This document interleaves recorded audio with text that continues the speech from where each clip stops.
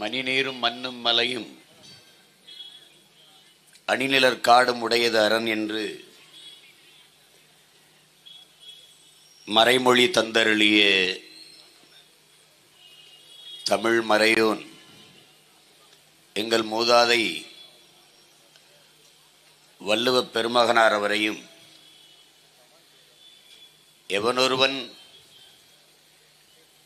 இயற்கையிடமிருந்து தன் தேவைக்கு மட்டும் எடுத்து நுகர்கிறானோ அவனே போற்றத்தக்க மனிதன் என்று போதித்து நஞ்சில்லா உணவு அதுவே நம் கனவு என்று கற்பித்த எங்களுடைய பெரிய தகப்பன் நம்மாழ்வார் அவர்களுக்கும் என்னுடைய வணக்கத்தை செலுத்துகிறேன். இங்கே தமிழர் நிலத்தில் இதுவரை பேசப்படாத செய்திகளை உங்கள் பிள்ளைகள் பேசிக் கொண்டிருக்கிறோம். வணங்குகிற சாமியா வாழுகிற பூமியா என்று. சாமிதான் இந்த பூமியே படைத்தது, சாமிதான் ரொம்ப முதன்மையானது என்று எல்லோரும் எண்ணக்கூடும். அருமை பெற்றோர்களே, பேரன்புமிக்க என் சொந்தங்களே, நீங்கள் வணங்குகிற இந்த பூமியில் உள்ள எல்லா சாமியையும் படைத்தது இந்த பூமிதான் என்பதை நீங்கள் புரிந்து கொண்டால் இவ்வளவு சிக்கல் இல்லை. நாங்கள் பேசுவதற்கு ஒன்றும் இல்லை. இங்கே ஓடுகிற காட்சிகளை நீங்கள் கூர்ந்து கவனித்தாலே போதும். இது ஒரு சிறு துளிதான், துண்டு துண்டு காட்சிகள் தான். இதை பார்த்து உங்களுக்கு எந்த பதட்டமும் எந்த பயமும் வரவில்லை என்றால் நாங்கள் பேசி பயனே இல்லை. இதை பார்க்கும்போது உங்களுக்கு ஒரு பயம், ஒரு பதட்டம், எதிர்காலம் என்னாகும், இந்த பூமியிலா நம் பிள்ளைகளை விட்டுவிட்டு செல்லப் போகிறோம், இதை மாற்றுவதற்கு வழியே இல்லையா, இந்த பூமியை காப்பதற்கு வேற வழியே இல்லையா என்று நீங்கள் சிந்திக்க தொடங்கினால் உங்கள் நினைவில், உங்கள் எண்ணத்தில் இந்த பிள்ளைகளும் அவர்கள் சின்னமும் தான் நினைவுக்கு வரும். இங்கே சாதியை சொல்லி அரசியல் செய்ய, மதங்களை பேசி அரசியல் செய்ய, சாமியை வைத்து அரசியல் செய்ய எண்ணற்ற கட்சிகள் தமிழ்நாட்டில் மட்டுமல்ல இந்திய துணைக்கண்டம் முழுமைக்கும் இருக்கிறது. ஆனால் வாழுகிற பூமியை காப்பாற்ற இந்த நாட்டில் ஒரு கட்சி கூட இல்லை. ஒரே ஒரு கட்சி தான் இருக்கிறது, அது நாம் தமிழர் கட்சி மட்டும்தான் இருக்கிறது.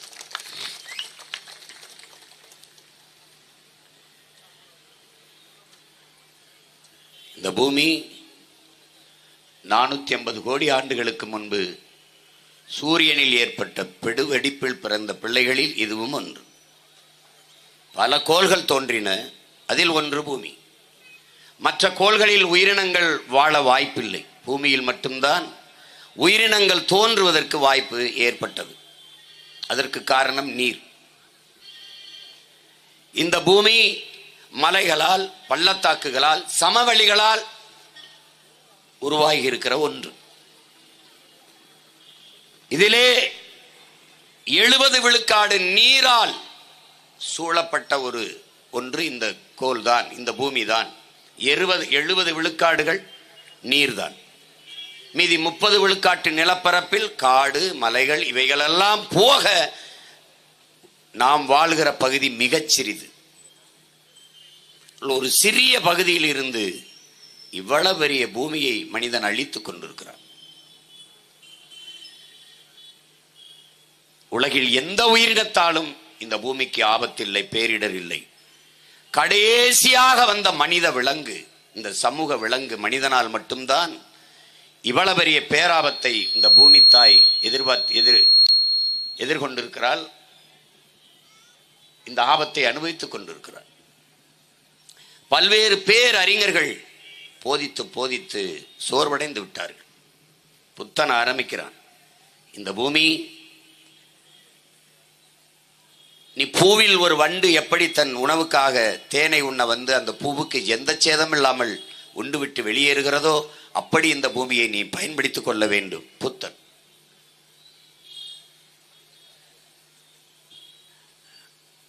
அண்ணல் காந்தியடிகள் இந்த இயற்கை அன்னை பூமி தாய் எல்லா உயிர்களுக்குமான தேவையை தந்து விடுகிறாள். ஆனால் மனிதர்களின் பேராசைக்கு தர முடியாமல் தவிக்கிறாள் என்று சொல்கிறார் நபிகள் நாயகம் அவர்கள். இந்த பூமிக்கு வந்த ஒரு வழிப்போக்கன் தான் நீ. நீ ஒரு வழிப்போக்கன். வந்தாய், நடந்தாய், இருந்தாய், போயிடணும். இந்த பூமி ஒன்னது என்று சொந்தம் கொண்டாடி கொண்டிருக்க கூடாது. இந்த மார்க்ஸ் மாமேதை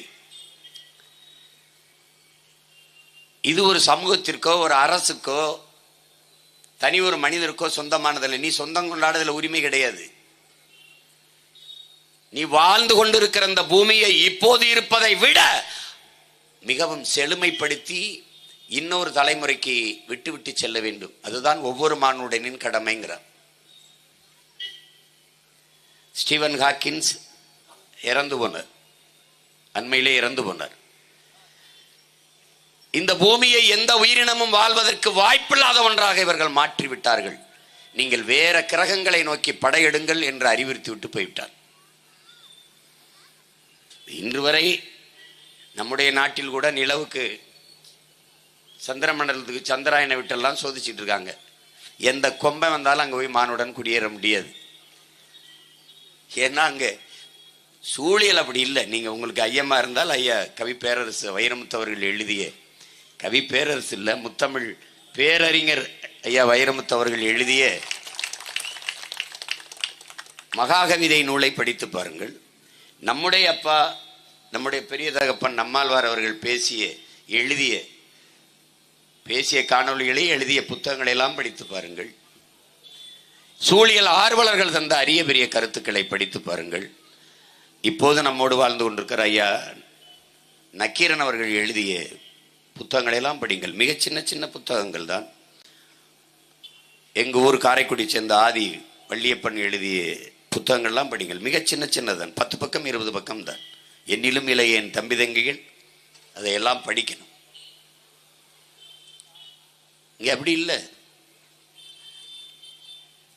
மலை மேல கோயில் இருந்தா தான் மலையை நொறுக்க மாட்டான். ஒரு எளிய கேள்விதான். நீங்க பாருங்க, 450 கோடி ஆண்டுகளுக்கு முன்னாடி வெடிச்சு சிதறிய துகள் இது. இங்கே ஒரு நெருப்பு துகள் தான் இது. மேல்மட்டம் குளிர்ந்து நீர் உருவாகுது. நீரில் இருந்து ஒரு செல் உயிரினம் உருவாகுது. அதிலிருந்து பல்வேறு உயிர்கள் பல்கி பெருகுது தாங்க. ஆனால் இப்ப நம்ம எல்லாரும் நினைக்கிறோம் மனிதன் வாழ்வதற்கு நீர் வேண்டும், சோறு வேண்டும் அவசியம் என்று நினைக்கிறோம். இது இரண்டையும் காட்டிலும் காற்று மிக அவசியம். நாம் ஆக்சிஜனை மூச்சு காற்றை சுவாசித்து விட்டு கரியமில வாயுவை கார்பன் டை ஆக்சைடை வெளியிடுகிறோம். ஆனால் மரங்கள் கரியமில வாயுவை கார்பன் டை ஆக்சைடை சுவாசித்து விட்டு ஆக்சிஜனை நம் சுவாசிக்கிற மூச்சு காற்றை வெளியிடுகிறது. நமக்கு சுவாச காற்றை, மூச்சு காற்றை, உயிர் காற்றை, ஆக்சிஜனை தருவதே மரங்கள் தான் என்பதை நாம் மறந்துவிடக் கூடாது. இப்ப மரத்தின் அருமை உங்களுக்கு புரியும். இதைத்தான் முத்தமிழ் பேரறிஞர் ஐயா கவி பேரரசு வைரமுத்து அவர்கள் மரம்தான் மனிதன் மறந்தான் என்று மரங்களின் பெருமையை பற்றி எழுதும்போது எழுதியிருப்பார்கள். நாம் கூட மரம் மண்ணின் வரம், வளர்ப்பதே மனித அறம் என்று வைத்து மரக்கன்றுகள் நடுவதை வழக்கமாக்கி கொண்டிருக்கிறோம். உங்களுக்கு வெயில் அடித்தால் குடை பிடிக்கிறீர்கள். பூமி தாய்க்கு வெயில் அடித்தால் அவளுக்கும் குடை பிடிக்க வேண்டும். அவளுக்கு இருக்கிற ஒரே குடை மரங்கள் வளர்ப்பதுதான் என்பதை என்னிலும் இளைய என் தம்பி தங்கைகள் புரிந்து கொள்ள வேண்டும். இந்த பூமியை பச்சை போர்வையால் போர்த்துவதை தவிர ஒரு வழியும் இல்லை. உங்கள் தாய் நடுக்குற்று இருக்கிறாள். அவள் நடுக்கத்தை போக்க ஒரே ஒரு போர்வை, பச்சை போர்வையால் இந்த பூமி தாயை போர்த்துங்கள், எல்லாம் சரியாயிடும். பருவநிலை மாறிவிட்டது, புவி வெப்பமாகிவிட்டது, எல்லாம் சொல்கிறார்கள். புவி வெப்பமானதற்கு காரணம் யார்? பருவநிலையை மாறியதா, மாற்றினீர்களா? எந்த நேரம் மழை வரும் என்று எவனும் கணிக்க முடியவில்லை, யாரும் கணிக்க முடியவில்லை. திடீரென்று மழை வருது. பருவமழை என்ற ஒன்றே பொய்த்து போய்விட்டது. நம்முடைய பெரிய தகப்பன் சொல்லுகிறார், பருவமழை என்ற ஒன்றே கிடையாது. இன்று பெருமழை, புயல் மழை இதுதான் இருக்கும். பருவமழைனே பெய்யாது, ஒன்றும் கிடையாது. நீங்கள் ஐப்பசி கார்த்திகையில மழை பெய்யும், அந்த நேரம் நம்ம வேளாண்மை செய்யறதுக்கு நீரை தேக்கி வேளாண்மை செய்ய வசதியாக இருக்கும். அதெல்லாம் இல்லை, இப்போ இல்லை. இங்கே பெருமழை புயல் மழை ரெண்டு தான். ஒரு வெள்ள பெருக்கா இருக்கும், இல்லைன்னா வறட்சியா இருக்கும். பருவநிலையை மாற்றியது யார்? நாம் தான். இங்க பேசி என் தம்பி கூட குறிப்பிட்ட, நீங்க கன்னியாகுமரியில வெட்டி கற்களை பேத்தது தான் கேரளாவில் சரிவு. கேரளாவுக்காக தான் நீ வெட்டிட்டு போன என் கற்களை. நீ உன் ஊர்ல துறைமுகம் கட்ட என் கற்களை வெட்டிட்டு போன, என் மலையை வெட்டிட்டு போன, என் தாயின் மாற அறுத்து போன. ஆனால் உனகிட்ட மலை இருக்கு, நீ தொடல. ஏன்? உன் மலையை உன் மடலை நீ காப்பாற்ற நினைக்கிற. நீ நல்ல ஆத்தாளம்மனுக்கு பிறந்தவன், நீ பத்திரமா வச்சுக்கணும்னு நினைக்கிற. எங்களுக்கு அப்படி இல்லை. பல மாநிலங்களில் பெத்தவன் அப்பனா இருக்கான், எங்களுக்கு 50 வருஷம் மற்றவனே அப்பனா இருக்கான். அதனாலதான் பிரச்சனை. இங்க எதை பற்றியும் கவலைப்படுபவர்கள் கிடையாது. பள்ளிக்கூடம் தரங்கட்டு இருந்தானே, மருத்துவ தரங்கட்டு இருந்தானே, சாராய வியாபாரம் குறைஞ்சிடக்கூடாது. அதுதான் இங்கே இருக்கிற ஆட்சியாளர்கள். அவர்கள் சாதிக்க நினைப்பது சாராய வியாபாரத்தில் அதிக வருமானம் ஈட்டணும். அவ்வளவுதான், அவ்வளவுதான். இந்த பூமியை ஒரு சமநிலையில் வைத்திருப்பது மேலே இருக்கிற வளிமண்டலம் என்கிற காற்று படலம். அது ஓசோன், அது கீழே இருக்கிற ஓசோன் அடுக்குகள். இங்கே நுட்பமா என்னுடைய தம்பி தங்கைகள் இதை கவனிச்சுக்கணும். இது ஓட்டு கேட்டு ஓட்டை வாங்கி ஆட்சிக்கு வரணும்னு நினைக்கிறவன் இதெல்லாம் பேச மாட்டான். எனக்கு ஓட்டையும் விட நாடும் என் மக்களும் தான் முக்கியங்கிறதுனால தான் இதெல்லாம் நீங்க பேசுறோம். இதையெல்லாம் தெரிஞ்சுக்கிறாம நீ எனக்கு ஓட்டு போட்டு ஒரு பயனும் இல்லை. அதனால இதை நான் சொல்ல நினைக்கிறேன். ஏன்னா நாங்கள் தெரிந்து கொண்டதே என் உடன் பிறந்தவர்களுக்கு, எங்கள் பெற்றவர்களுக்கு சொல்ல வேண்டியது எங்கள் பிறவி கடமை செய்கிறோம். இப்ப ஒரு துளசி செடி அதை வைக்கிறோம், நம்ம துளசி செடியை வைக்கிறோம். நமக்கு என்ன சொல்லி கொடுக்கப்பட்டிருக்கு? அது பக்தின்னு இல்லை, அது பக்திக்கு இல்லை, புத்திக்கு. துளசி செடியில் 24 மணி நேரத்தில் 20 மணி நேரம் ஆக்சிஜன் மூச்சு காற்று, ஒரு 4 மணி நேரம் ஓசோன் காற்று வெளியிடுது துளசி. அப்ப தூய காற்றை சுவாசிக்கணும்னா வீட்டுக்குள்ளே ஒரு துளசி மாடத்தை வைத்து அல்லது கோயில் கிட்ட வைத்து நீ குளிச்சுட்டு வந்து அதை சுற்றி சுற்றி வா, நல்ல காற்றை சுவாசி. உன் முன்னோர்கள் கோயிலை கட்டினார்கள், குளத்தை வெட்டினார்கள். அங்கே ஏன் ஆலமரம் அரச மரத்தை மட்டும் நட வேண்டும்? ஆலமரம் அரச மரம் 24 மணி நேரமும் ஆக்சிஜனை வெளியிடுது, மூச்சு காற்றை வெளியிடுது. நீ குளத்துக்கு வா, குழி, சாமியை கும்பிடு, ஆலமர அரச மரத்தில் கொஞ்ச நேரம் இரு, நல்ல காற்றை சுவாசித்து விட்டு போ. இது பக்தி இல்லை, அறிவியல். அதனால்தான் தமிழனின் மெய்யலே அறிவியல் என்று நாங்கள் போதிக்க காரணம் அதான், அறிவியல். அத நம்ம புரிஞ்சுக்கணும். அப்ப இந்த ஓசோன் காற்றை, இந்த வளிமண்டலத்தை, இந்த காற்று படலத்தை பத்திரமாக பாதுகாத்து வைத்திருப்பது இந்த ஓசோன் படலம். அதை அதிகமாக ஓசோன் காற்றை வெளியிடுவது அமேசான் காடுகள் என்று எல்லோரும் நினைச்சு, அது இல்லை. கடலுக்குள் இருக்கிற ஆல்கா என்கிற தாவரம், தமிழில் நீல பச்சை பாசி, அது பல ஆயிரக்கணக்கான கிலோக்களில் அது அந்த ஓசோன் காற்றை வெளியிடுது. அதனால் அந்த வளிமண்டலம், அந்த காற்று படலம் பத்திரமா இருக்கு. இந்த வளிமண்டலம் ஏன் அவசியம்? பூமிக்கும் சூரியனுக்கும் இடையே என் உடன் பிறந்தார்களே 15 கோடி கிலோமீட்டர் தூரம் இருக்கு. 15 கோடி கிலோமீட்டர். அங்கிருந்து வருகிற வெப்பம் எவரும் எதிர்நிக்க முடியாது. இந்த வானம் ஏன் நீளமா இருக்கு? நியாயமா அது உண்மையிலே வெள்ளையா தான் இருந்திருக்கணும். ஏன்? அங்கிருந்து வருகிற கதிர்வீச்சை, இந்த புற ஊதா கதிர்கள் அப்படி என்ன செய்து இந்த வளிமண்டலத்தில் காற்று படலத்தில் பட்டு செதறி தெரிச்சிருது. அந்த தெரிப்பு எல்லா இடத்துலையும் பரவதனால பார்க்கிற எல்லா இடத்துலையும் அது நீளமா இருக்குது. அதனுடைய பிரதிபலிப்பு கடல் நீளமா இருக்குது. அப்ப வெள்ளையா இருக்க வேண்டிய வானத்தை நீளமா மாற்றியது அந்த புறவிதா கதிர்களை தடுத்து. ஏன்னா அதிக வெப்பத்தில் வரும், அதை தடுக்குது. அங்க ஒரு ஃபில்டர், அங்க ஒரு கற்று போட்டிருக்காங்க. இயற்கை எப்படி அமைது பாருங்க. அது இல்லைன்னா நம்ம என்ன எரிஞ்சு சாம்பலா இருப்போம். அதையும் மீறி வருகிற, அதிகமாக வருகிற குளிரை தடுப்பதும் அவன்தான், அதிகமாக வருகிற வெப்பத்தை தடுப்பதும் அவன்தான். அந்த வளிமண்டலம்ங்கிற காற்று படலம் தான். அது இல்லைன்னா நம்ம வாழ்வது கடினம். அந்த காற்று படலத்தை, வளிமண்டலத்தை பாதுகாத்து வைத்திருப்பது ஓசோன் காற்று. இங்கே இருந்து பூமியிலிருந்து போறது, அது அதிகமாக உற்பத்தி செய்ய அனுப்புவன் கடலுக்குள் இருக்கிற நீலப்பச்சை பாசிகள். அதனால நீங்க கவனிச்சுக்கணும். நீங்க எது இருந்தாலும் எது இல்லைனாலும் வாழ முடியும். காற்று இல்லை என்றால் நீங்கள் வாழ முடியாது. டக்குன்னு மூச்சடைச்சு செத்து போயிருவீங்க. இப்ப காற்றை சமமாக நமக்கு பகிர்ந்தளித்துக் கொண்டிருக்கிறவர் யார்?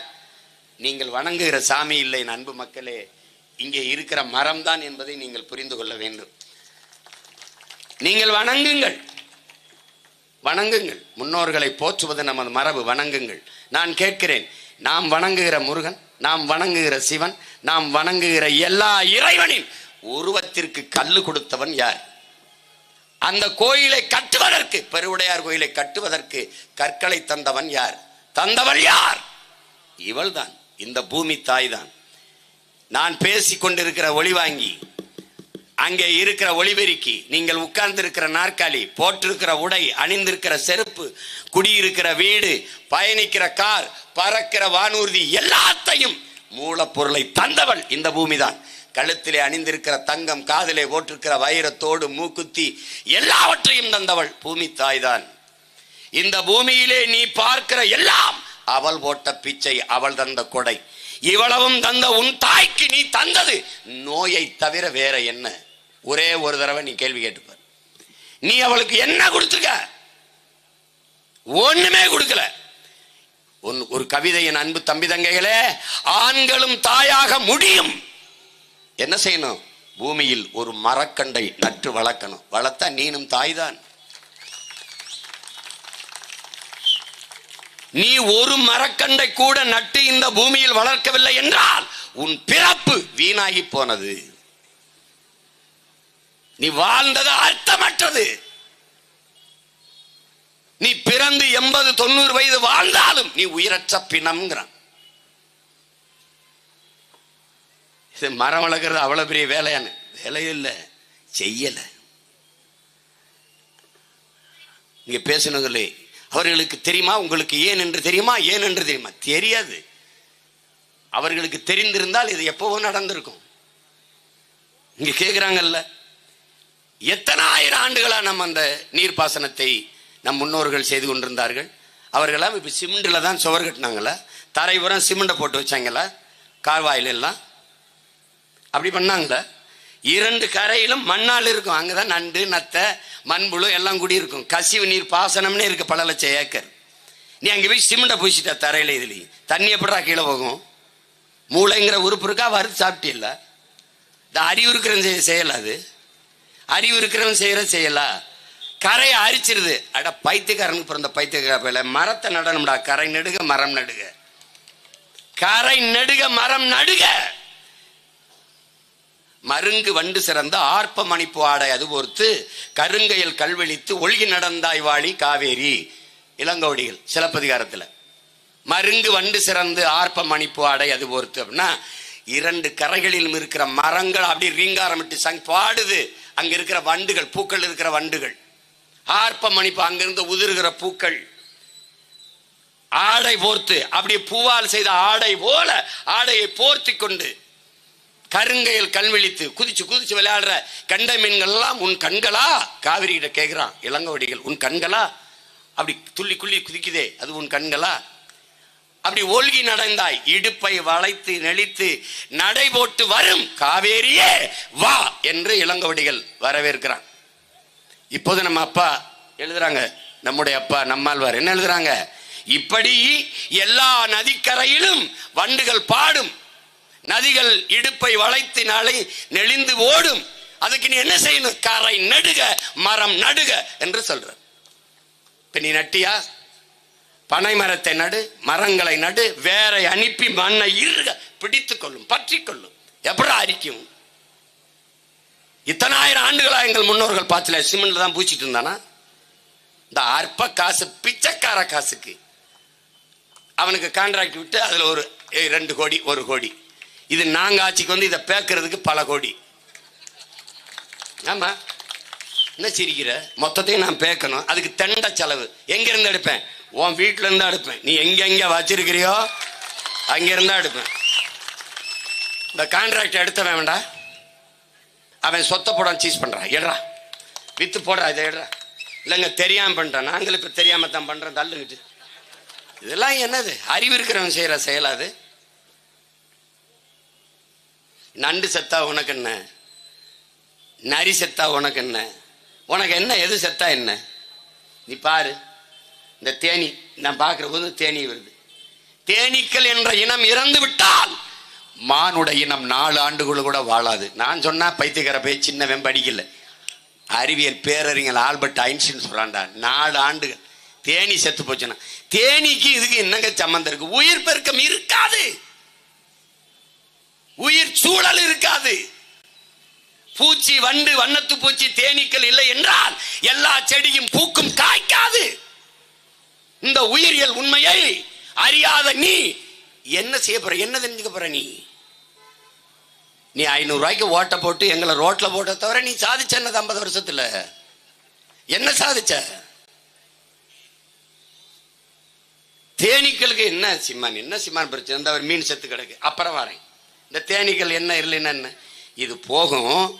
தேனி இனம் அழியுது. ஏன் அழியுது? எதனால் அழியுது? 1000 நாய்களின் மோப்ப சக்தியை கொண்டது ஒரு தேனி, ஒரு சின்ன பூச்சி. 1000 நாய்களின் மோப்ப சக்தியை கொண்டதுங்கிறான். நீ ஒரு தேன்றாட்டில் பார்க்கிற, தேன்கூட்டில் பார்க்கிற தேனை அது சேமிக்க 5 லட்சத்திற்கு மேற்பட்ட பூக்களை போய் நுகர்ந்து கொண்டு வருது. பூக்கள்ல இருந்து தேனை எடுத்துட்டு வருது.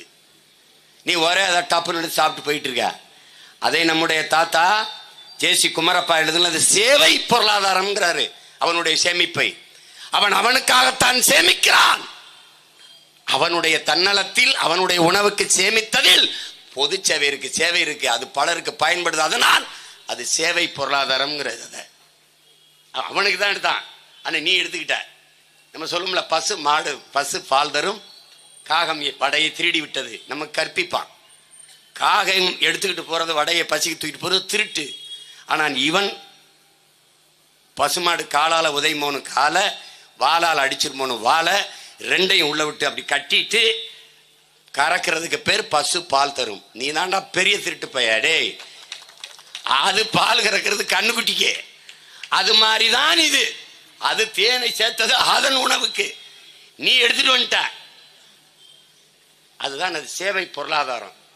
அந்த தேனி ஒரு பூ, வெண்டைக்காய், சொரக்காய், பூசணிக்காய், பீக்கங்காய், மிளகா எல்லாம் பூத்திருச்சு. அந்த பூக்களில் போய் மாங்காய் பூத்திருச்சு, மாமரம் பூத்திருச்சு, பலாமரம் பூத்திருச்சு. அந்த பூக்களில் போய் வண்ணத்து பூச்சி, வண்டு, இந்த தேனீக்கள் போய் தேனை குடிக்கணும். அதுக்கு போகுது. அதுக்கு தெரியாது நாம் மகரந்த சேர்க்கையை கடத்துறோம்னு. அது போய் தேனை ஒண்ண போகும்போது ரெக்கையில மூக்குல மகரந்தத்தை ஒட்டிக்கிறது. அங்கிருந்து போய் இன்னொரு பூவில் ஒட்டுது. இங்க ஒட்டுன மகரந்தத்தை இங்க கடத்திடுது. அங்க ஒட்டின மகரந்தத்தை இந்த பூவில் கடத்திடுது. இப்படியே தன்னையும் அறியாமல் பலாயிரக்கணக்கான பூக்களில் இந்த உடலில் ஒட்டிய மகரந்தத்தை கடத்தி கடத்தி போகுது. இந்த மகரந்த கடத்தலில் தான் அந்த பூக்கள் சூழ் கொள்ளுது, கரு கொள்ளுது. அப்போதான் பூக்கு, அந்த பூ காயாகுது, கனியாகுது, உனக்கு பலனாகுது.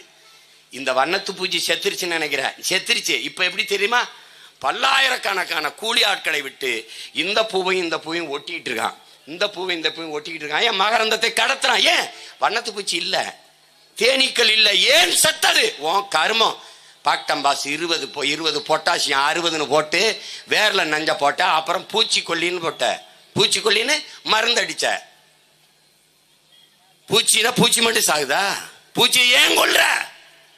உன்னால் மகரந்த சேர்க்கையை ஏற்படுத்த முடியுமா, உருவாக்க முடியுமா? முடியாது. அதை செய்கிற அரிய பணியை செய்கிற இயற்கையின் அருங்கொடை பூச்சி, வண்டுகள். நான் எங்க அப்பாட்ட கேட்டேன், இந்த பூச்சி கொல்லி, பூச்சியை ஏப்பா கொல்லணும்? ஒரு பூச்சி தேன் தருது, ஒரு பூச்சி பட்டு நூல் தருது, அதை ஏன் கொல்லணும்? ஏன் கொல்லணும்? அப்ப எப்படி சாகுது அந்த பூச்சி, தேனீக்கள் எப்படி சாகுது? இங்க பாரு, இந்த தேன்கூட்டை பார்க்கும்போது அதுல இந்த படத்தை பாரு. இந்த படம் என்ன உனக்கு உணர்த்துது? என்ன உணர்த்துது? இந்த பூமியை, உன் கையில நீ வாழ்ந்துகிட்டு இருக்க பூமியை இன்னொரு தலைமுறைக்கு நீ பத்திரமா ஒப்படைக்கணுங்கிறத உணர்த்துது. இது ரெட்டலை சின்னம் நினைச்சுக்கிட்டு இருக்காத. இது உன் ஈரக்கொலை லங்ஸ். இப்படி இருந்த பூமியை நீ கர்மம் முடிச்சவனே இப்படி மாத்தி வச்சிருக்க. புரியுதா? படம் புரியுதா? இதுக்கு மேல விளக்குற மாதிரி என்னால் பேச முடியாது. அது புரிஞ்சுக்கணும்னு நினைக்கிறேன். அப்ப இதை நீங்க நன்கு கவனிக்கணும். அப்ப என்ன பண்ற, நம்ம இந்த ராணி தேனி இருக்காருல்ல, அவன் என்ன பண்ணுவான்? கட்டளையிடும். அந்த ராணி தேனி கட்டளையிட்டோன்னே எல்லாம் அந்த சேவக ராணிகள், பாதுகாப்பு தேனீக்கள் எல்லாம் இருக்கும். அவன் இங்க பாரு, இந்த குருவியை மட்டும் பாரு. இந்த குருவி இதுவே 1/2 கிலோ தான் இருக்கும். ஆனா 1 கிலோ பிளாஸ்டிக் வயிற்றுக்குள்ள இருந்து செத்துருக்கு. நல்லா கவனிச்சுக்க. நீ இந்த பாவத்தை சேர்ந்த பாவி யாரு? நம்மதான். நல்லா கவனிச்சுக்க. நீ இந்த நிலையில் இந்த காக்கா செத்தா என்ன? இவையெல்லாம் விதை தூவும் தூதுவர்கள். இவர்கள் வேப்ப மரம், ஆலமரம், அரச மர விதைகளை சாப்பிட்டு பல்வேறு இடங்களில் போய் விதைப்பவர்கள். மலை முகடுகளில் இருக்கிற காடுகள் தான் மேகத்தை அறுவடை செய்து பூமிக்கு மழையாக கொண்டு வருது. மலையில் இருந்தால் உனக்கு அருவி வருது, ஆறு வருது, ஆறிலிருந்து நீர் வருது, சோறு வருது, வயிறு வருது, உயிர் வருது, வாழ்க்கை வருது. உன்னுடைய வாழ்க்கையை தந்தவன் இவன். மலை முகடுகளில் இருக்க அத்தனை மரங்களையும் நட்டது இந்த பறவைதான். செத்து கிடக்கிறாள். இனி யார் நடுவான்னு பாத்துக்க. நீ செத்துருச்சு, காக்கை செத்துருச்சுன்னு கவலைப்படாம இருக்காது ராஜா. நாளைக்கு நீ கருமாதிக்கு சோறு வச்சாலும் திங்க காக்கை இருக்காது. நீயே கத்திக்கிட்டு சென்னுட்டு சாக வேண்டியதான். பாத்துக்க, ஒவ்வொன்னா பாரு. இந்த சூழலில் அந்த தேனீ கட்டளையிடும் போது இந்த தேனீக்கள் பறந்து போய் தேனை உண்ண போகுது. எல்லா செடிகளில் இருக்க பூக்களை போய் உண்ணுது. நீ இந்த பூச்சி வந்து தின்னு வரும்னு என்ன பண்ற? பூச்சி மருந்தை அடிச்சு வைக்கிற, பூச்சிக்கொல்லி அடிச்சு வைக்கிற. அதை உண்ட உடனே தேன் இல்லாமல் நஞ்சா இருக்கு.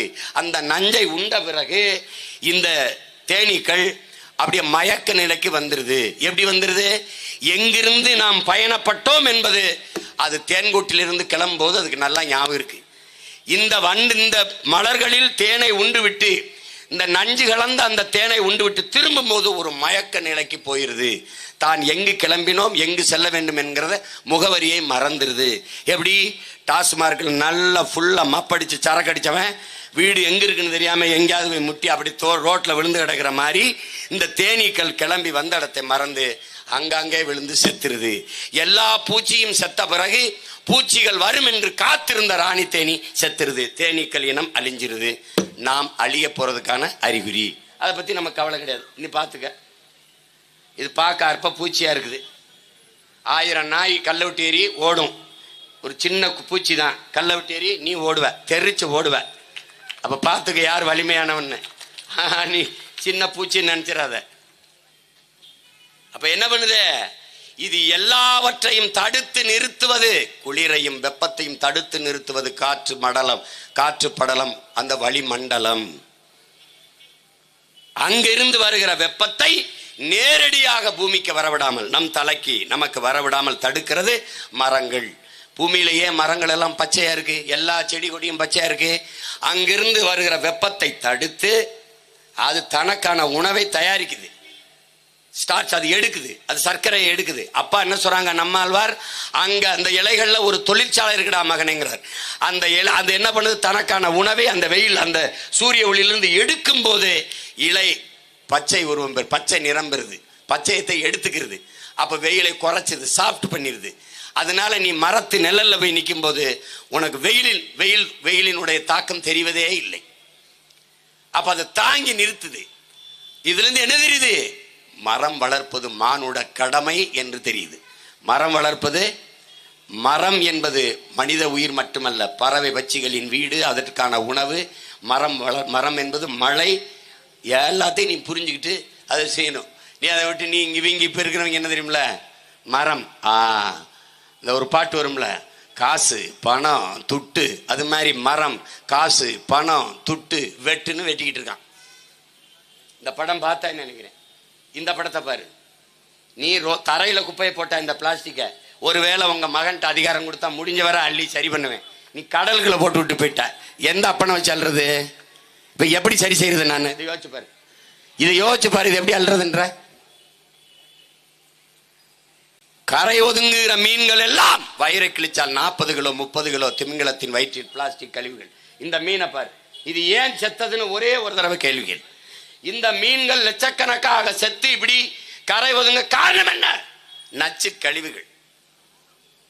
நீ அணு கழிவை கொற்ற, நீ தூத்துக்குடியில இடிந்தகரையில அணு உலை இருக்கு, உனக்கு அதை பத்தி கவலை இல்லை. அணு உலை வெடிக்க வேண்டியதில்லை. அணு உலையை குளிர்விக்க அதன் மீது தண்ணி பீச்சிக்கிட்டே இருக்கணும். அந்த பீச்சி அடிச்ச அணு உலையை குளிர்விக்கிற தண்ணி கடலுக்குள்ள கலந்தால் இதான் கதி. இப்ப வந்துச்சு பாரு, பாத்துக்க, இங்க பாத்துக்க. நீர்நிலைக்கு படகு நிக்குது, பக்கத்துல பாத்துக்க குப்பை எவன் விட்டுன்னு பாத்துக்க. அங்க பாத்துக்க கடலுக்குள்ள எவ்வளவு குப்பைன்னு, இதை பாத்துக்க கடலுக்குள்ள எவ்வளவு போட்டிருக்காங்கன்னு. இது எப்படி தெரியுமா? இந்திய நிலப்பரப்பு எவ்வளவோ அதை விட பெரிய அளவிற்கு கடலுக்குள்ளே பிளாஸ்டிக் நெகிழி குப்பைகள் கிடக்குது. மீனின் எண்ணிக்கையை விட இந்த பிளாஸ்டிக் நெகிழி கழிவுகளின் எண்ணிக்கை அதிகம்னு முத்தமிழ் பேரறிஞர் ஐயா கவிப்பேரசு வைரமுத்து மகாகவிதை நூலில் எழுதியிருக்கார்.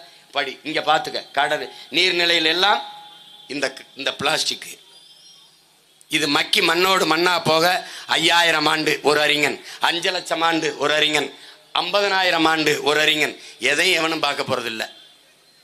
இந்த குப்பையில என்ன செய்யலாம்னு யோசி. இந்த பிளாஸ்டிக் பேன் தடை சொல்றதுக்கு உனக்கு அதிகாரம் இல்லை. இதை தடுத்துட்டா என்ன செய்வாய்? இந்த பிளாஸ்டிக் போத்தல தான் தண்ணி குடிப்பியா நீ? இதுக்கு முன்னாடி இந்த பிளாஸ்டிக் வர்றதுக்கு முன்னாடி நீ தண்ணியை குடிச்சதில்லை. இந்த பிளாஸ்டிக் பையிலன்னா உனக்கு ஒன்றும் இல்லை, துணியில பை இல்லை. பார் இந்த கொடுமையெல்லாம் பார். இந்த பூமியில தான் விட்டு போறியா அவன் பிள்ளைய? என்னோட படம் எடுத்த சின்ன சின்ன பிஞ்சுகளை எல்லாம் இந்த நிலையில தான் விட்டு போறியா? நீ இன்னும் 20 வருஷம் இருப்ப, 30 வருஷம் செத்து போவ. அதுக்கப்புறம் இந்த குப்பையில தான் விட்டு போறியா? யோசிச்சு பாரு. கால கொடுமை. இந்த பூமி, இந்த காற்று பாருங்க, இந்த காற்று மண்டலத்தில் இப்ப வீசுறதுல காற்றுல 78 விழுக்காடு நைட்ரஜன், 21 விழுக்காடு ஆக்சிஜன், 1 விழுக்காடு நீராவி தூசி போற இதர வாயுக்கள் கலந்து இந்த காற்று உழவி கொண்டிருக்கு. இதுல இருக்கிற அந்த 21 விழுக்காடு ஆக்சிஜனை நம்ம சுவாசிச்சுட்டு இருக்கோம். நைட்ரஜன் அப்பா என்ன சொல்றாங்க? வயலுக்குள்ள, நம்மால வரப்பா சொல்றது கேளு, வயலுக்குள்ள எந்த விவசாயம் வந்தாலும் கரையில அகத்தி மரத்தை நடணும். ஏன் நடணும்? அகத்தி மரம், அகத்தி அந்த இலை இந்த காற்றில் மிதந்திருக்கிற நைட்ரஜன் 78 விழுக்காட அப்படியே உட்கொண்டு உள்ளே இருக்கிற பயிர்களுக்கு கொடுத்துருதுங்கிறாரு. அது கொடுத்துறதுனால உன் செடிக்கு, உன் பயிருக்கு தேவையான நைட்ரஜன், நீ நைட்ரஜன் பொட்டாசியம் சல்பட்டு கொண்டாந்து வேர்ல போட வேண்டியது இல்லை, அதுவே இயற்கையே பிரிச்சு கொடுத்துருதுங்கிறாரு. அதனாலதான் நமது முன்னோர்கள் வயல் வரப்பிலே அகத்தி மரத்தை நட்டாங்க. ஆமணக்கு செடி எதுக்கு வரப்பில் நட்டான்? புழுக்களுக்கு, பூச்சிகளுக்கு, வண்டுகளுக்கு மிக சுவையான உணவாக ஆமணக்கு, அந்த கொட்டமுத்து இருக்கிற அந்த ஆமணக்கு இலை மிக சுவையான உணவா இருக்கு. அங்கிருந்து வருகிற பூச்சிகள், வண்டுகள், புழுக்கள் அந்த வரப்புல இருக்கிற ஆமணக்கு இலையை தின்று அங்கே தேங்கிருது. உள்ளே இருக்கிற விளைபொருள் அந்த பயிர்கள், பருத்தியோ அல்லது கத்தரிக்காயோ மிளகாயோ போய் தாக்குறது இல்லை. இதை நல்லா நீங்க புரிஞ்சுக்கணும். இதை போலதான் அந்த உளுந்தஞ்செடி எல்லாம் வரப்புறத்துல போடுறது. இது வெளியிலிருந்து வருகிற இந்த பூச்சி வண்டுகளை அங்கே வரப்பிலே தடுத்துக்கிறது. இது நமது முன்னோர்களின் அனுபவ வேளாண் முறை. இங்க பார், மண்ணலி கொண்டு வராம இந்த குழியெல்லாம் நான் அப்படியே வச்சிருப்பேன், அல்லவன் அதுல போட்டு புதைக்கிறதுக்கு. எதுக்கு வச்சிருக்கேன்? இதே பொக்கலைன்னு வச்சுதான் போட்டு மூடுவேன். நீ சிரிக்காத, நான் செஞ்சுட்டு தான் சாவேன்.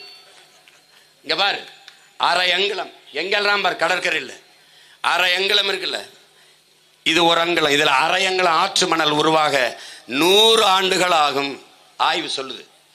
இவன் எவ்வளவு அள்ளிருக்கான்னு பாத்துக்க, 30 அடி. எத்தனை லட்சம் ஆண்டுகள் ஆகும் இந்த மணல் மறுபடி உருவாக? எப்படி உருவாகும்? மணல் இல்லைனால் என்ன சீமான்? மணல் இல்லை என்றால் ஆறு செத்து போகும். உலகத்தின் தலை சிறந்த நீர் வடிகட்டி மணல், உலகிலே தலை சிறந்த நீர் தேக்கி மணல். எப்படி வடிகட்டி? நான் சொன்னேன், நீங்களாம் சிரிச்சிங்க. ஒரு தம்பி இதுக்குனே போய் அவன் கடற்கரையில் நின்று பாடம் எடுத்தான். நானும் எடுப்பேன். நீங்க கடல் நீர் உப்பு கரிக்குது, ஆனால் 1 அடி தள்ளி போய் மண்ணை தோண்டுங்க, தண்ணி வரும், குடிங்க, உப்பு கரிக்காது. ஏன்? வடிகட்டிடுது. அருங்கொடை, இயற்கையின் கொடை. பாரு இந்த மண்ணை எவ்வளவு தூரம் அள்ளிட்டு போயிட்டு இருக்கான்னு பாரு. இதை காசா நினைக்கிறான். என் தோலை நீ செதுக்கிட்ட, காற்றில் மிதந்து வர நோய் தொற்றி நான் 1/2 மணி நேரத்தில் கீழே விழுந்து செத்துருவேன். அது மாதிரி பூமி தாயின் தோலை செதுக்கி கொண்டு போயிட்டு இருக்க. அவன் செத்துருவா. அவன் செத்துட்டாங்கிற நம்ப மாட்ட. ஆற்றுக்கரை ஓரத்தில் இருக்கிற பனையும் தன்னையும் பாக்கு மரமும் கழுத்து முறிஞ்சு சாகுது. காரணம் தண்ணி இல்லை. ஆறு செத்துருச்சு, ஆறு மரணித்திருச்சு. அப்ப நீ என்ன பண்ணும்? வெளித்துக்கணும். இப்ப 30 அடிக்கு வெளியில குளம் வெட்டுறான்னா அவன் கடலுக்குள்ள ஆத்துக்குள்ள வெட்டிருக்கான். பாத்துக்க, ஆத்துக்குள்ள வெட்டிருக்கான், குளம் வெட்டிருக்கான். நீ மணல்ல மரம் முளைக்காது, மண்ணுல முளைச்சிரும். மணலை அள்ளிட்ட பிறகு மண் வந்துருச்சு, களி வந்துருச்சு, நடு ஆத்துல பூரா மரம் முளைச்சிருச்சு. என் தம்பி ஒருத்தங்க அண்ணன் கடை மடக்கி தண்ணி வெள்ளைன்னு, மடக்கே தண்ணி வெள்ள. நிலைமை இப்படி இருக்குது. இதை நன்றாக என்னுடைய அன்பு தம்பி தங்கைகள், அறிவார்ந்த எனது பெற்றோர்கள் புரிந்து கொள்ளணும். இந்த பூமி என்பது நாம் போற்றி பாதுகாக்க வேண்டிய பொக்கிஷம் நம்முடைய தாய். தாய்க்கு நோய் வந்தால், என் தாய்க்கு காச நோய் இருந்தால் எனக்கு வரும், என் தாய்க்கு தலைவலி இருந்தால் அது தொடர் நோயாக எனக்கு வரும். மருத்துவர்கள் கேட்பார்கள், உங்க அப்பா உங்க குடும்பத்தில் இருக்கா அது இதய நோய் இருக்கா, ஹார்ட் அட்டாக்ல இருந்திருக்காங்களா, உங்களுக்கு உங்க பாட்டன் தாத்தா பாட்டியா இருக்கா அது காச நோய் டிபி இருந்திருக்கா கேட்பார்கள். அது பரம்பரை பரம்பரையாக வரும். தாய்க்கு நோய் இருந்தால் அது சேய்க்கு வரும். அதுபோல பூமி தாய்க்கு நோய் இருந்தால் உலகில் வாழ்கிற எல்லா உயிரினங்களுக்கும் வரும். தாயின் மார்பிலே நாம் பால் குடித்தோம், நாம் உயிரோடு வாழ்கிறோம். பூமி தாயின் மலை மார்பிலே பல லட்சக்கணக்கான உயிர்கள் பால் குடித்து வாழ்கிறார்கள். நம்மிலும் நம்மை பெற்ற தாயிலும் மேலானவள் இந்த பூமி தாய். அவளுடைய மார்பாக இருக்கிற மலை, அதிலிருந்துதான் அறிவியில் இருந்தான். பார் எப்படி நொறுக்கியிருக்கான். நீ மரங்களை வெட்டி வித்து விட்டாய், உங்கள் பிள்ளைகள் நாங்கள் நட்டு வைத்து விடுவோம். நீரை உறிஞ்சி வித்து விட்டாய், நாங்கள் சேமித்து வைத்து விட்டு செத்து போகும். ஆனால் இந்த மலையை, இந்த மணலை யார் உருவாக்குவது? எந்த சாமி? உன் தொழுகை, உன் ஜபம், உன் வழிபாடு இதை உருவாக்குமா? சொல். உன்னால் உருவாக்க முடியாத ஒன்றை அழிக்கிற உரிமையை உனக்கு யார் கொடுத்தது? வளங்களை சுரண்டி கொழுப்பதை வளர்ச்சி என்று உனக்கு கற்பித்தவன் எவன்? யார்? யார் கற்பித்தது? இந்த மலையை நீ அரங்களை வளர்த்து காட்டுவியா? வளர்த்து காட்டுவியா? நீ 1000 காவடி எடு, நீ தலைகளை நடந்து போ, வளர்ந்துருமா? இயற்கையின் அருங்கொடை இது உனக்கு மட்டுமானதா? உன் சந்ததிக்கானது, உன் பிள்ளைகளுக்கானது. நீ வாடகை வீட்டில் வாழ்ந்து கொண்டிருக்கிறாய். ஒரு வீட்டுக்காரன் சொல்லும் போது வீட்டை எப்படி பத்திரமாக காலி செய்து அவனிடத்தில் ஒப்படைப்பாயோ அப்படி உன் பிள்ளைகளிடத்திலே இந்த பூமியை ஒப்படைக்கணும். நீ அவன்கிட்ட வாடகைக்கு வாங்கி வாழ்ந்து கொண்டிருக்கிறாய். இது ஒண்ணுதில்லை. இது ஒரு பரம்பரை சொத்தல்ல, உன் பிள்ளைகளின் சொத்து. உன் பாட்டன் தாத்தன் உன் அப்பன் சொத்தல்ல, உன் பிள்ளைகளின் சொத்து. அவன்கிட்ட பத்திரமா ஒப்படைக்கணும்.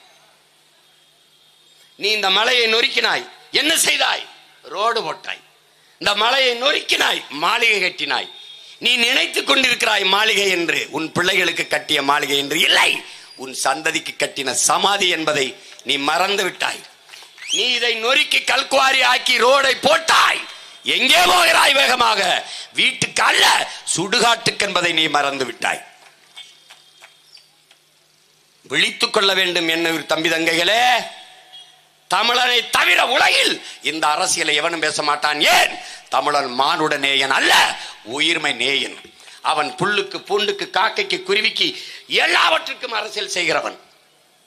எங்களுடைய அரசியல் கோட்பாடு, எங்களுடைய தாத்தா காமராஜர், அரசியல் என்பது முழுக்க முழுக்க மக்களுக்கான சேவைதான். சரிதான், ஏற்கிறோம். எங்கள் உயிர் தலைவன். அரசியல் என்பது மக்களின் மீது அதிகாரத்தை செலுத்துகிற விவகாரம் அல்ல, அது மக்களுக்கு ஆற்றப்படுகிற தொண்டு. அதையும் ஏற்கிறோம். ஆனால் அதை தாண்டி ஒரு கோட்பாட்டை வகுக்கிறோம். அதுதான் அரசியல் என்பது எல்லா உயிர்களுக்குமான தேவையும் அதை நிறைவு செய்யும் சேவையும் தான் அரசியல். இது எங்கள் கோட்பாடு. பார், இப்படி இருந்த உன் நிலம் இப்படி ஆகிறது. தொழிற்சாலை வளர்ச்சி. நீ தொழிற்சாலை வளர்ச்சின்னு போனாய், எவ்வளவு பெரிய அழிவை, எவ்வளவு பெரிய வறட்சியை நீ சம்பாதிக்கிறாய் பார். நீ சுவாசிக்கிற காற்றிலே இந்த நச்சு காற்றை கலக்கிறார்கள். நீ வளர்ச்சி என்று எதை கவனிக்கிறாய்? உன் மகனும் தொழிற்சாலை வைக்கப் போகிற நீ பார்க்கிறாய். இதே தஞ்சை நிலத்திலே எண்ணற்ற தொழிற்சாலைகள் அவரவர் வாழ்விடத்திலே நான் உருவாக்கி நிலமும் வளமும் சார்ந்த தொழிற்சாலை வேலை வாய்ப்பு வளர்ச்சி. என்னுடைய தொழிற்சாலையில் நீர் நஞ்சில்லை, காற்று நஞ்சில்லை, உணவு நஞ்சில்லை, நிலம் நஞ்சில்லை.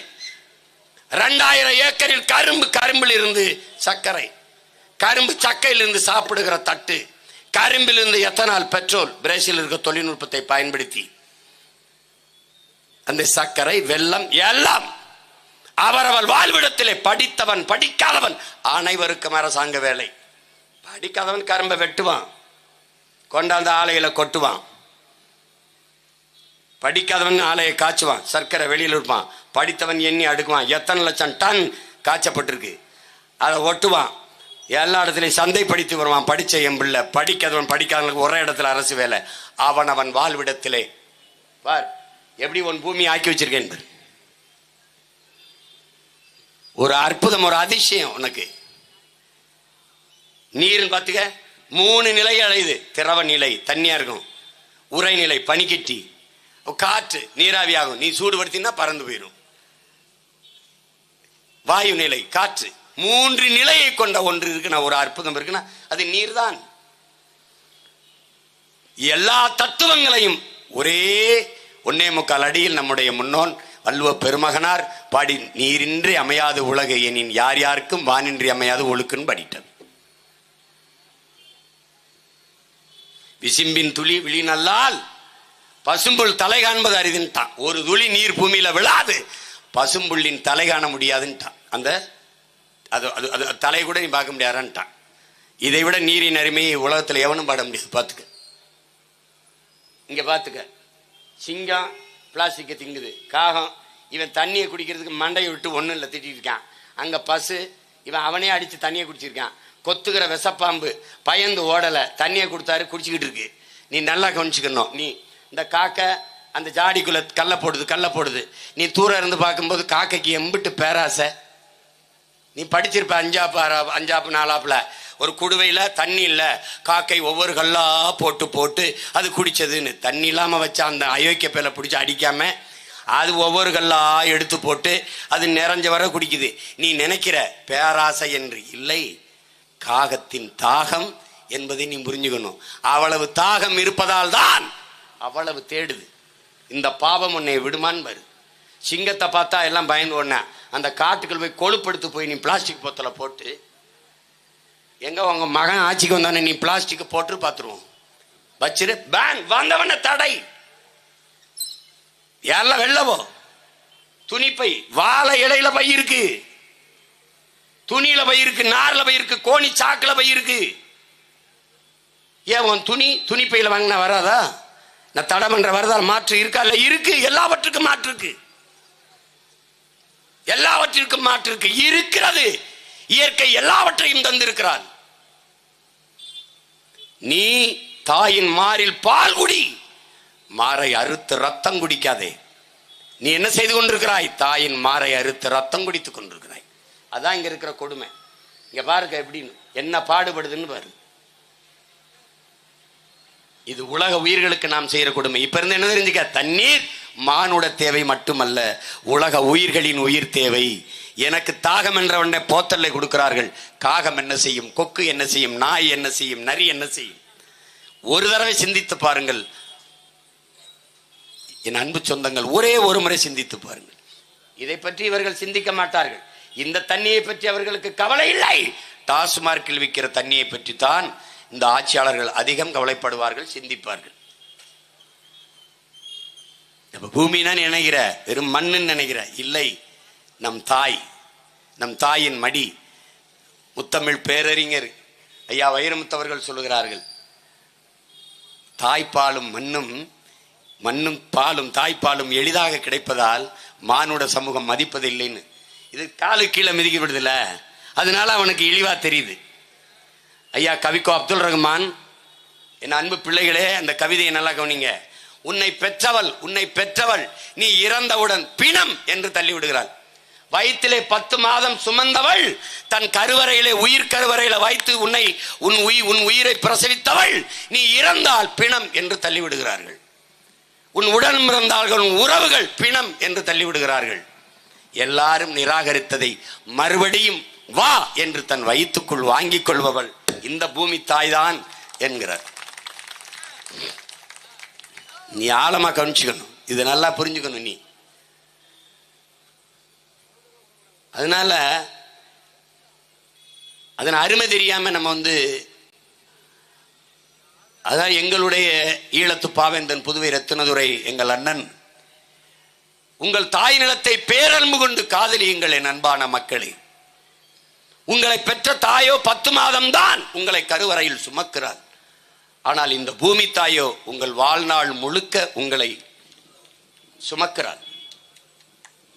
நீங்க பிறந்த உடனே அன்னையின் மடியில் இருந்து அடுத்தடி எடுத்து வைத்தது அவள் நெஞ்சில் தானே, அவள் மடியில் தானே. நீங்கள் இறந்த பிறகு புதைந்தோ எரிந்தோ சாம்பலாவதும் அவள் நெஞ்சில் தானே. அதனால் என் அன்பு மக்களே, பேரன்பு கொண்ட உங்கள் தாய் நிலத்தை காதலியுங்கள் என்கிறார். இல்ல, பூமிங்கிறது வெறும் மண்ணும் நினைக்காத, பல லட்சக்கணக்கான உயிர்களின் திரட்சி தான் நீ பார்க்கிற இந்த மண். நீ செடிக்கு தண்ணி ஊத்துற, அதை செடிகள் எடுத்துக்கொள்ள முடியாது. மரத்துக்கு தண்ணி ஊத்துற, மரம் எடுத்துக்கொள்ள முடியாது. அதன் வேர்களில் இருக்கிற கண்ணுக்கு தெரியாத நுண்ணுயிர்கள், பல லட்சக்கணக்கான உயிர்கள், பூஞ்சை, காளான், பாக்டீரியாக்கள் தங்கள் உணவுக்கு அதை உண்டு அதை மரம் செடி கொடிகளுக்கு உணவாக மாற்றி கொடுக்கிற மகத்தான பணியை கண்ணுக்கு தெரியாத நுண்ணுயிர்கள் செய்கிறது. அதை கொல்வதற்கு நீ ஒரு வழி வைத்திருக்கிறாய். அதன் வேரிலே நச்சு பாக்டம்பாஸ் 60, 20 பொட்டாசியம் சல்பேட் நச்சு உரங்களை கொட்டி கொண்டு விடுகிறாய். இதான் அங்க இருக்கிற கொடுமை. நீ பெரிய, எங்க அப்பா கேட்டாங்க, நம்மால் வரப்பா, நீ பெரிய அறிவாளி தானடா, பெரிய விஞ்ஞானி தானடா, சந்திர மண்டலத்துல அனுப்புறாயிலடா, தோசமாவை புளிக்க வச்சு காட்டுறான்னு. பதில் இருக்கா அவன்கிட்ட? பாலை தயிராக்கி காட்டு, தோசமாவை புளிக்க வைத்து காட்டு. உன் அறிவியலால் முடியாது. இது யாரு புளிக்க வைக்கிறா? கண்ணுக்கு தெரியாத பாக்டீரியாக்கள், பூஞ்சை, காளான்கள். அவன் தான் பெரிய சயின்டிஸ்ட். நீ செத்து போனாய், உன் உடலை தின்னு தின்னு மண்ணோடு கொண்டு சேர்ப்பிப்பவன் அவன்தான். அதெல்லாம் நாம் அறிந்துக்கிறது இல்லை, அதை பத்தி கவலைப்படுறதும் இல்லை. இது வெறும் மண்ணு, அவ்வளவுதான். மண் இல்லை, நம் தாய், நம் அன்னை. பெத்த தாயை மூஞ்சியில காரி துப்புனா அப்படி இருக்கும், குப்பையை கொண்டு கொட்டினா அப்படி இருக்கும். அப்படித்தான் கொட்டி வச்சிருக்க, பாத்துக்க. இது மண்ணோடு மண்ணாக என்று மக்கி போவது. சொல்லு, பூக்களால் மூட வேண்டிய, போர்த்த வேண்டிய உன் பூமி தாயின் முகத்தை எப்படிப்பட்ட கழிவுகளை வச்சு மூடியிருக்க என்பது. இது எத்தனை ஆயிரம் ஆண்டுகளில் இது சரி செய்வ? எப்படி சரி செய்வ? கடலில் நதி எங்கு கலக்கிறது? பிளாஸ்டிக் கழிவுகள் தான் கலக்கிறதுங்கிறார் ஐயா வைரமுத்தவர்கள். இதை அறிவார்ந்த தமிழ் சமூக தம்பி தங்கைகள் புரிஞ்சுக்கணும். பூமின்னா என்ன? சும்மா இவங்க ஏதோ பேசிருப்பாங்க, சுற்றுச்சூழலும்பா அதுவும்பா. உன் மேல அக்கறை இருக்கிற பிள்ளைகளை தவிர, இந்த மண்ணை, இந்த மக்களை பேரன்பு கொண்டு காதலிக்கிற பிள்ளைகள் எங்களை தவிர எவனும் இதை உனக்கு கற்பிக்க மாட்டான். நீ ஓட்டு போட்டா என்ன, போடலான்னு என்ன. ஆனால் நாங்க நினைக்கிறோம்ல, அன்னைக்கு ஒருத்தன் சொன்னா, மணி நீர் மண்ணு மலை மணிநிலர் காடு முடையதாரன் எனக்கு கற்பிச்சான். எங்க அப்பன் நம்மாழ்வார், பூமியை பத்திரமா பார்த்துக்கணும்பா, அதாப்பா நம்ம சாமின்னு. இன்னைக்கு நாங்க நினைச்சு பார்த்து பேசுறோம்ல, அன்னைக்கு நாங்கள் இல்லாது போனாலும் ஒரு தலைமுறை தஞ்சாவூர்ல முச்சந்தில் நின்று அன்னைக்கு அந்த பிள்ளைங்க கத்துனாங்கயா, அப்ப கேட்கலையா அப்படின்னு. நீ கேட்க மாட்ட.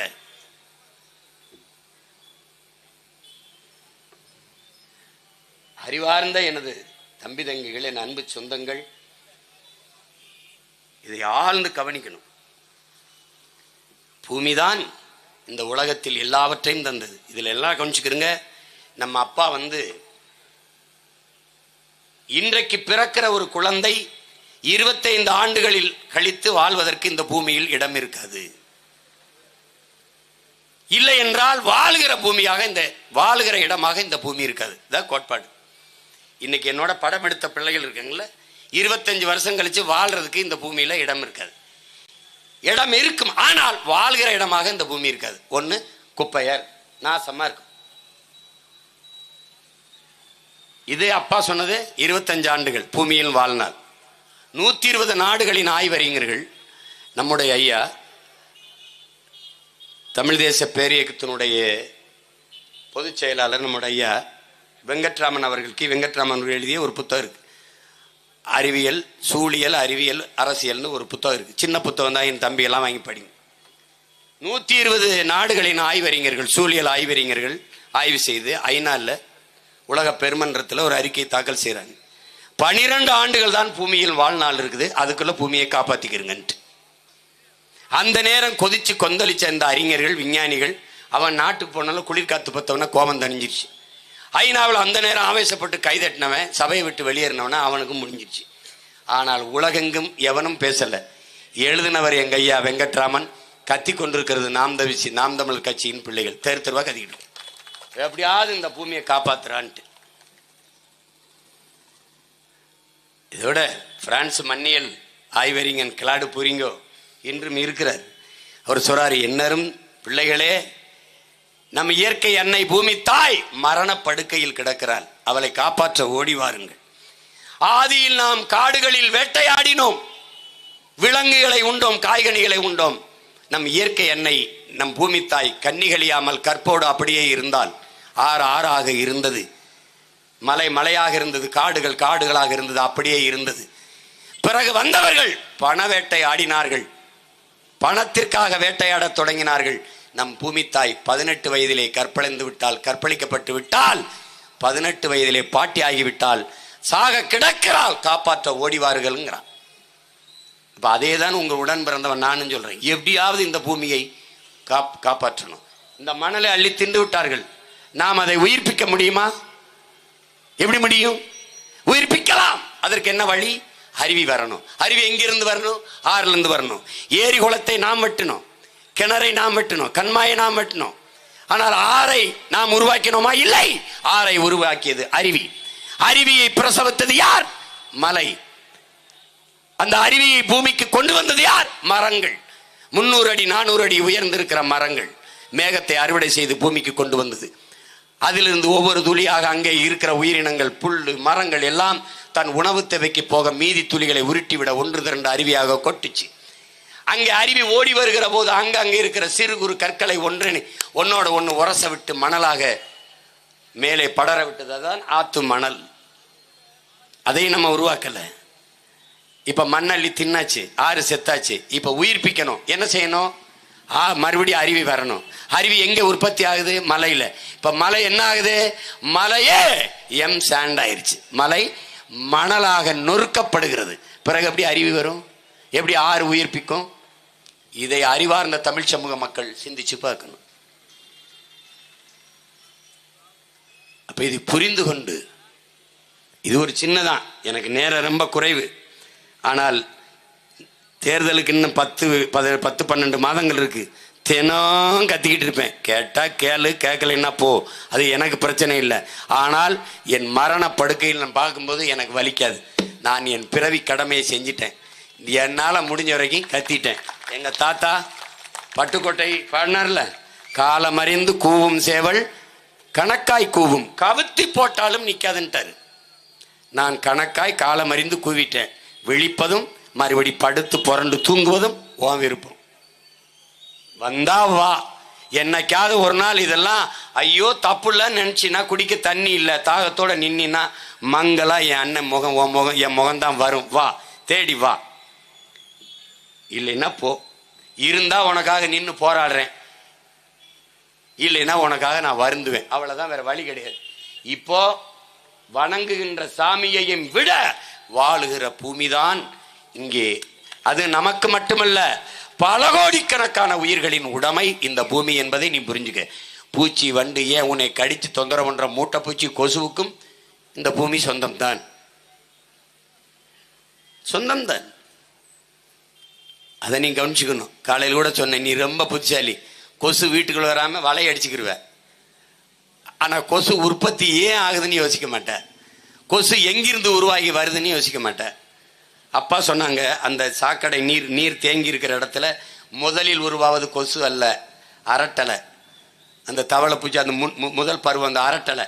அரட்டலையின் முதல் உணவு எது? கொசு முட்டை. கொசு முட்டை போட்டவொடனே எடுத்து சாப்பிட்ற ஆள் யாரு? அரட்டலை. உனக்கு தண்ணிக்குள்ள அரட்டலை போடும்போது அருவருப்பாக இருந்து ப்ளீச்சிங் பவுடரை போட்டு கொன்னுவுற, அரட்டலை செத்துருது. கொசு சுதந்திரமாக பல லட்சக்கணக்கான முட்டையை போட்டு குஞ்சை பொறிச்சு பறந்து வந்து உன்னை போட்டுருது. கொசு கடிக்குது, டெங்கு, உடனே ஊதுறான் சங்கு. இவ்வளோதான் கதை. இப்போ நீ கொசு ஒழிக்கிறது இல்லை, அது கொசுவுக்கு கொசுவுக்கு பயந்துக்கிட்டு கோட்டை வீடு இங்கே அடைச்சிரு, இடம் தெரியுது, இங்கே வளைய போடு, கருமம். அதை ஒளிடா. இவ்வளவு குப்பையை கொண்டு கொட்டினா அங்கிருந்து என்ன வரும்? கொசு தான் வரும்.